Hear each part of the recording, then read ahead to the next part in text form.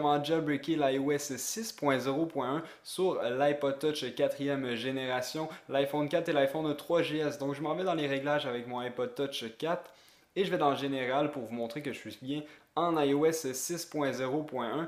Donc c'est vraiment très simple, vous utilisez le même Retina qu'à l'habitude. Maintenant vous devez mettre votre appareil en mode DFU pour que le jailbreak se fonctionne correctement. Donc vous maintenez les deux boutons pendant une dizaine de secondes. Par la suite, vous lâchez le power button et maintenez le home button jusqu'à ce que votre ordinateur reconnaisse votre appareil et ensuite vous allez pouvoir commencer le jailbreak avec Retina.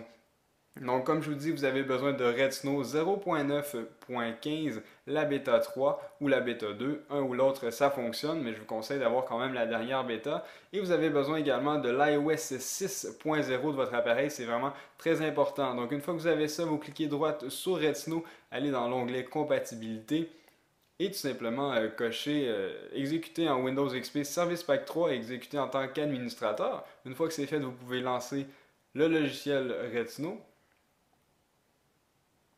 Une fois que votre logiciel est lancé, vous allez devoir aller dans l'onglet Extra pour sélectionner votre IPSW. Donc, bien important de sélectionner le 6.0 et non le 6.0.1. Sinon, Retina va tout simplement vous indiquer qu'il ne supporte pas le 6.0.1.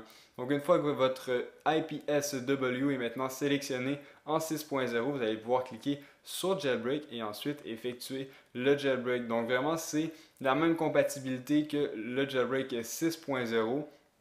Donc, c'est vraiment très simple, vous faites les mêmes manipulations, c'est juste que je tenais quand même à faire une vidéo explicative pour vous montrer tout le processus. Donc, c'est vraiment la même chose. Donc là, vous voyez que Retina effectue le processus nécessaire et ensuite, sur Retina, il va être marqué que c'est maintenant terminé et tout le reste va se passer sur votre appareil. Donc là, vous voyez maintenant qu'il s'effectue plusieurs manipulations sur l'appareil. Donc, j'ai accéléré la séquence pour pas que ça soit super long. Donc là, vous voyez que ça fait le Moving Application. Ça se peut que ça soit très long, le Moving Application.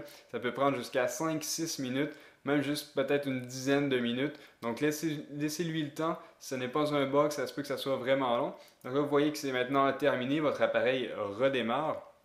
Vous voyez la petite pomme. Et ce n'est pas terminé, vous n'aurez pas Cydia directement sur votre Springboard. Donc maintenant, je vais déverrouiller mon appareil. Vous allez voir qu'à la deuxième page, normalement, il est supposé d'avoir Cydia. Mais maintenant, ce n'est pas le cas. Donc, ce n'est pas tout. Il faut maintenant remettre notre appareil en mode DFU. Donc, faites les mêmes manipulations, 10 secondes sur les deux boutons, jusqu'à temps que votre appareil se ferme. Et par la suite, vous lâchez le Power Button et maintenez le Home Button jusqu'à temps que votre ordinateur reconnaisse votre appareil. Donc, une fois que vos manipulations pour le mettre en mode DFU sont maintenant terminées, vous devez quitter Retina et le relancer. Et vous allez voir que c'est vraiment très simple. Donc, une fois que Retina est lancé, vous cliquez dans l'onglet Extra et vous allez devoir encore une fois sélectionner votre iOS 6.0 et non 6.0.1. Une fois que c'est fait, vous cliquez sur Just Boot et par la suite, ça va tout simplement se booter automatiquement. Donc, vous allez voir que après les manipulations sur Retina, vous allez voir qu'il va s'afficher une petite ananas sur votre appareil tout simplement et le processus va maintenant être bientôt terminé. Donc vous voyez maintenant que c'est terminé et vous voyez que sur votre iPhone il est maintenant indiqué qu'il y a une petite ananas. Donc c'est vraiment très simple, vous pouvez quitter Retina. Donc là maintenant le processus va bientôt se terminer, votre appareil va redémarrer comme il faut et vous allez voir que sur la deuxième page vous allez avoir Cydia bel et bien installé. Donc maintenant je déverrouille mon appareil. Quelques petits bugs. Et ensuite, sur la deuxième page, vous voyez qu'il y a Cydia et je peux tout simplement le lancer pour bénéficier du jailbreak. Donc, sélectionner utilisateur et par la suite, ça va faire le rafraîchissement des données et vous indiquer que Cydia est bien installé et vous pouvez maintenant utiliser votre appareil jailbreaké. Donc, c'est pas mal tout pour cette présentation. Dites-moi ce que vous en pensez dans les commentaires. Vous pouvez également me suivre sur Twitter, sur Facebook et sinon, on va se retrouver dans une prochaine vidéo. Merci beaucoup. Au revoir les gens.